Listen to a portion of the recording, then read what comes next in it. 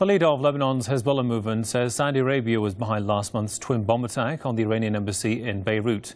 Sayyid Hassan Nasrallah told the Lebanese TV channel that he has no doubt that the al-Qaeda-affiliated group, which claimed responsibility for the attack, was linked to the Saudi intelligence agency.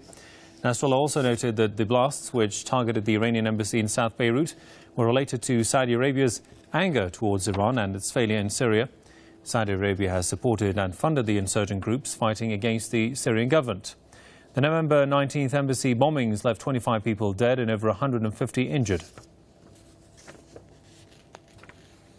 Foreign-backed insurgents in Syria have kidnapped 12 nuns from a convent in the Christian town of Maaloula.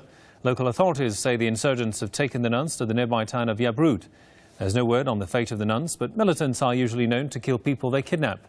The insurgents have entered Maaloula several months after they were pushed out of the historic town. The Syrian army has been battling the insurgents in the regions near the capital Damascus. The army has cleared many towns and villages of the insurgents. Sources close to the militants have admitted that government forces have been making significant gains near Damascus and elsewhere in the country. Mark Glenn, political commentator, joins me from Idaho for his thoughts. Welcome, sir. Mr. Glenn, why is it that these so-called insurgents, which unfortunately call themselves Muslim, are attacking and kidnapping people from other faiths?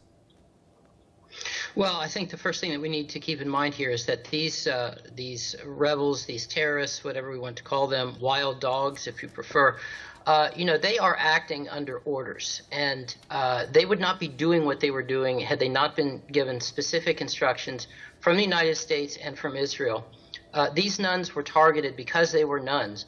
And I believe at this point it is because the United States and Israel has suffered such a devastating public relations defeat in terms of Syria and in terms of these rebels, that what they are trying to do here is, on their way out of what has been this deliberately inflicted act of war against Syria, is that they want to make sure to paint Islam in a bad light before they finally cut off all funding and all support for these groups. So having these thugs do this to these holy women, it would be just the perfect exclamation point to put at the end of this, in order to leave in the impression of Western minds that Islam is violent, it's intolerant against Christianity and other religions, which in fact anyone who has studied Islam knows that this is blatantly untrue.